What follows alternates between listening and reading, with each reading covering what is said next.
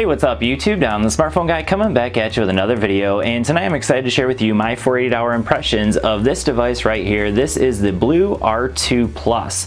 So this is a device you can pick up as of today, January 25th on Amazon.com. I'll leave a link down in the description if you're interested in checking it out. So it's available right now for $130. That is a limited time offer, so if you're interested, you might want to pick it up sooner rather than later because the suggested retail price will be $180, so eventually it will go up to that price point.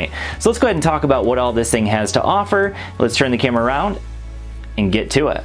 Alright, so we're going to go ahead and kick off this review with the discussion of this display, since that's going to be the thing you're going to look at the most with this phone. So we have a 5.5 inch full HD display that is 1080p, and I do say that it does look quite nice, especially for a phone that you can get right now for 130 bucks. So along the front we have a 13 megapixel camera and a flash up here. Now there are some pretty significant bezels, as you can see there, and then along the back we have our fingerprint sensor. We'll test that out in just a little bit, and also a 13 megapixel camera on the rear as well. Now we do have a rear facing and front facing flash, as you can see.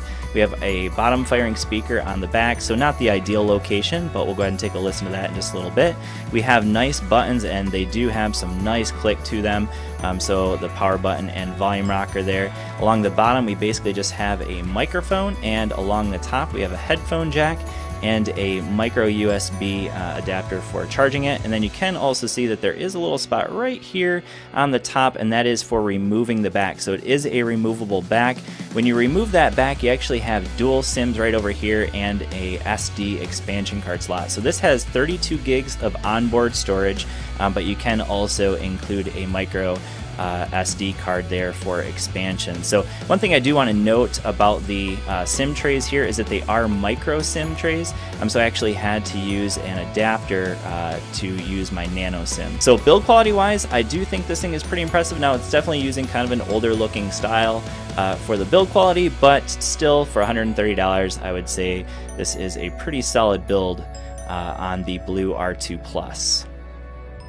Alright, so as far as the performance goes on this device, this is rocking the MediaTek 6753 processor that's clocked at 1.3 gigahertz. And you can see here our Geekbench 4 scores. So we have a single core score of 614 and a multi-core score of 2460. So what does that mean in real life? Well, as we scroll over here to our Google feed, you can see that it does scroll quite nicely as we're playing games. So I've only played a couple games, NBA Jam, Hill Climb Racer. Both those games played very fluidly. As we're going from app to app, so we'll go into Gmail, you can see there's the price of the phone, $130 at least at the moment. We'll go into Facebook Messenger, so you can see there's just a slight hiccup there. Go into NBA Jam and see how that loads up. So that looks like it's going to take a while. That's not too bad as far as the loading time. So I was in the middle of finishing a game actually. So yeah, overall performance has been pretty impressive on this phone, especially for something you can pick up right now for $130. And even at $180, I would say performance seems pretty darn good. Alright, so again, as far as the cameras go on the R2 Plus, we have a 13 megapixel camera on both the front and the rear, and then we have a few modes over here. We can adjust the flash settings there. We have HDR, and we can turn that on or off, and then we have some camera settings over here as well.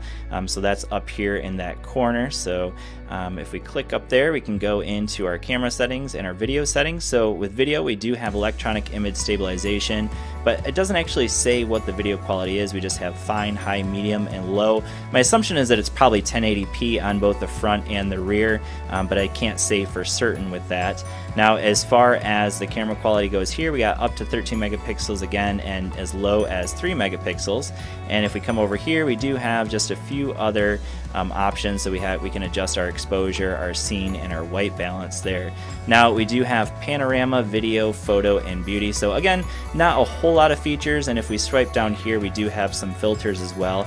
But overall, I would say the cameras are neither super impressive nor are they super disappointing. So overall, I would say at this price point, the cameras are very decent. As far as low light photos go, it does have HDR Plus available, so low light photos have been okay, not amazing, but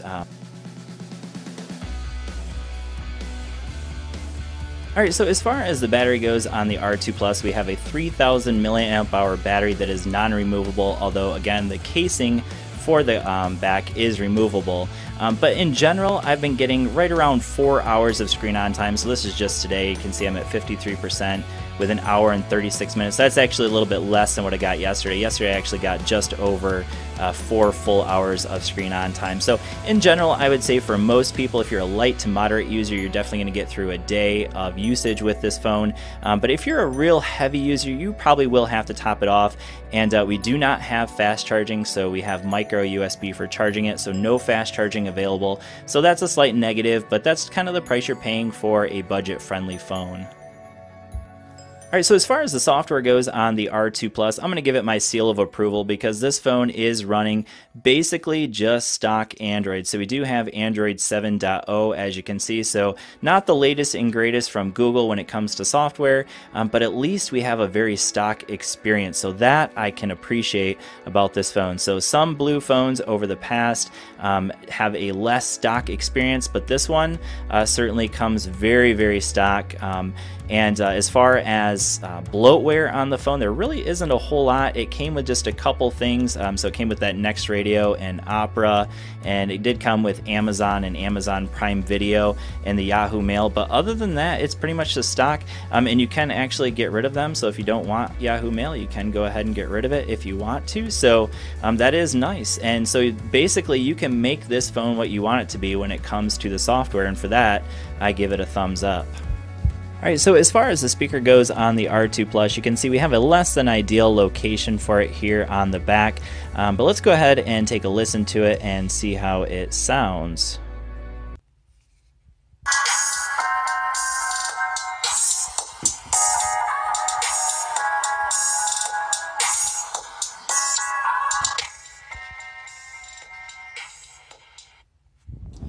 Alright, so one thing that I would say makes it less than ideal as far as the location goes is when you set it down on a desk, obviously it pretty much just blocks the sound altogether.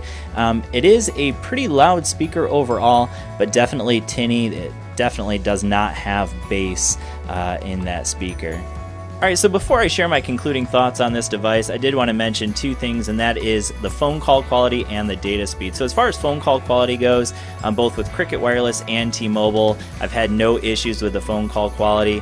And my coverage on this phone has been great, both with T-Mobile and Cricket Wireless. So if you're on a GSM network in the US, I would say this is going to work just fine for you. It has all the necessary bands for AT&T and T-Mobile and any of their MVNOs. So awesome there. If you're on Sprint or Verizon, pass on this device because you're not going to get any coverage at all. So concluding thoughts on this phone. At $130 price point, I would say this is a very compelling device and one that I would not just kind of brush off because it has a lot going for it. There's nothing amazing about it, but there's also nothing terrible about it either. And so for $130, I would say this is one you should seriously consider.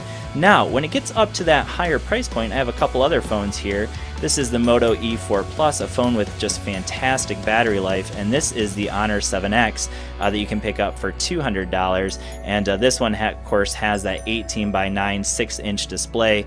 So this is starting to compete at $180 with these two devices, and I would say these are definitely devices I would pick up over this. However, at $130, these two are no longer contenders because they're both $200, and this one definitely kind of makes its mark in the world at $130. So with that being said, I hope this review has been helpful for you. Thanks for watching, and I will see you all in the next video.